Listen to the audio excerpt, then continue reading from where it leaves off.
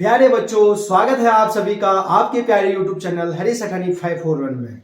तो आज की वीडियो में हम देखेंगे जीके और साइंस के कुछ मोस्ट इम्पोर्टेंट क्वेश्चन जो राजीव नवोदय और सैनिक स्कूल में लगातार लंबे टाइम से रिपीट होते चले आ रहे हैं। तो आज की वीडियो का हम पहला प्रश्न देखेंगे, बच्चों और उनकी बीमारियों में विशेषता रखने वाले चिकित्सक को क्या कहते हैं। अर्थात ऐसे डॉक्टर जो बच्चों के लिए जो है विशेष प्रकार की उनकी देखभाल करते हैं, तो ऐसे बच्चों के डॉक्टर को क्या कहा जाता है।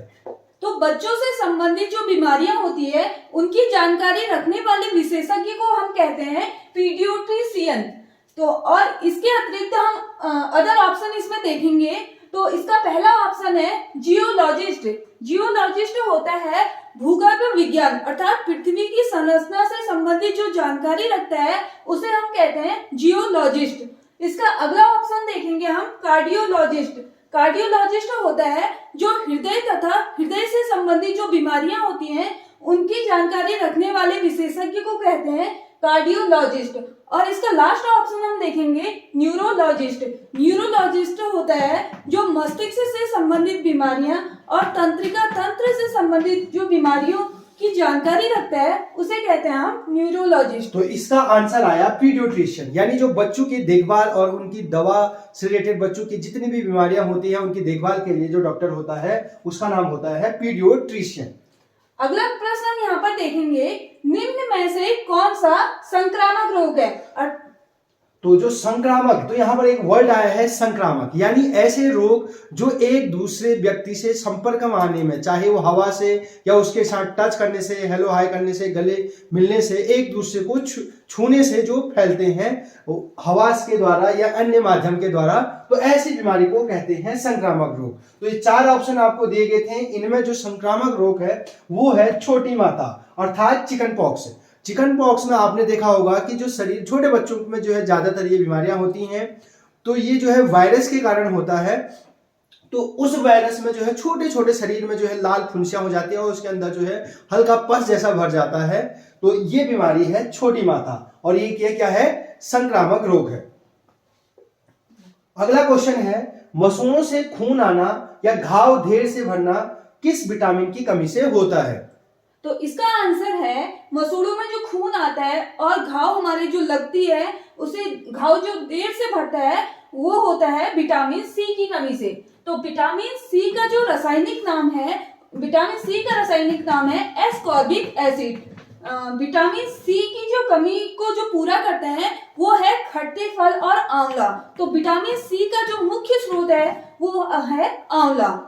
अगर हम बात करें जो छोटी माता जो वायरस है, उस वायरस का नाम है वैरसिला जोस्टर। वैरसिला जोस्टर, तो ये जो है इस विषाणु के कारण होता है, तो ये संक्रामक बीमारी है। जबकि जो ये मधुमेह है, डेंगू और फाइलेरिया रोग हैं, या आनुवंशिक रोग होते हैं, यानी किसी अन्य बीमारी मधुमक्खी या मक्खी के काटने से होती हैं। तो इसमें कोई जो है एक बीमारी से एक आदमी से दूसरे व्यक्ति में जो है संचारित नहीं होती, तो इनको गैर संक्रामक रोग कहते हैं। अगला प्रश्न है, ऊतक किसमें सहायक होते हैं। जो ऊतक होते हैं विशेष प्रकार की कोशिकाओं का एक समूह होता है और ऊतक से मिलकर ही अंग बनते हैं। तो सबसे छोटी इकाई होती है कोशिका। कोशिका की खोज की थी रॉबर्ट हुक ने, और शरीर की संरचनात्मक और सबसे छोटी इकाई होती है कोशिका। उन्हीं कोशिकाओं से मिलकर बनता है टिश्यू अर्थात ऊतक। तो ऊतक किसमें सहायक होते हैं, तो कोशिकाओं के बीच सम विभाजन में। तो जो ऊतक होते हैं वो मिलकर जो है ऊतक, जो विशेष प्रकार के ऊतक मिलकर जो है वो कोशिकाओं के बीच जो है सम विभाजन का काम करते हैं। तो ऑप्शन बी हो जाएगा सही। अगला क्वेश्चन है क्वेश्चन नंबर 5, निम्नलिखित में से कौन सा पोल्ट्री फार्म में पालतू है। तो कौन सा जानवर इसमें पोल्ट्री फार्म में जो है हम पालते हैं। तो पोल्ट्री फार्म से संबंधित जो जानवर है वो है मुर्गी। पोल्ट्री फार्म में मुर्गियों के संरक्षण और मुर्गियों की देखभाल के लिए पोल्ट्री फार्म बनाए जाते हैं ताकि इनसे जो मांस और अंडे मिलते हैं वो भोजन के स्रोत के रूप में अच्छी से उपयोग किए जा सके। और जो मुर्गी पालन है इसको हिंदी में कुक्कुट पालन भी कहते हैं।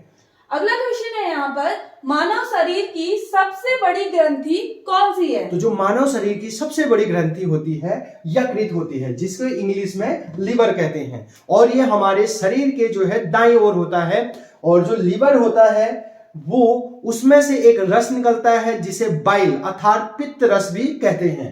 क्वेश्चन नंबर 7, जानवर जो मरुस्थल में पानी के बिना लंबे समय तक जीवित रहते हैं। तो मरुस्थल में जो बिना पानी के जो जानवर रहता है वो है ऑप्शन नंबर बी, ऊंट। जो ऊंट है वो पानी के बिना लगभग 6 से 7 महीने तक बिना पानी के रह सकता है। ये क्या करता है, जब पानी पीता है तो अपने जो कुबड़ में, जो ऊंट के ऊपर कुबड़ बना रहता है, उसमें पानी को संचित किए रखता है। ऊंट को हम रेगिस्तान का जहाज भी कहते हैं और ऊंट के जो पैर, गद्दीदार पैर होते हैं, वो मरुस्थल में रेतीली भूमि में चलने में उसको सहायता प्रदान करते हैं।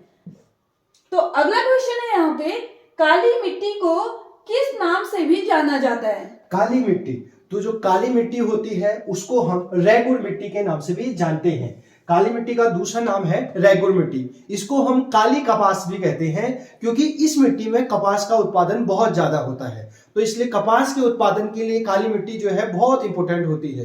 काली मिट्टी का जो अगर भारत की अगर ज्योग्राफी की बात करें तो गुजरात, महाराष्ट्र, कर्नाटक, इन इलाकों में जो है काली मिट्टी बहुत मात्रा में पाई जाती है। काली मिट्टी में जो है ह्यूमस की मात्रा, यानी जो उपजाऊ होती है, बहुत उपजाऊ होती है, तो इसमें ह्यूमस की मात्रा जो है बहुत ज्यादा मात्रा में पाई जाती है। और जो काली मिट्टी होती है इसमें जल धारण क्षमता इसकी जो है बहुत ज्यादा होती है, इसमें जल को सोखने की क्षमता बहुत ज्यादा होती है।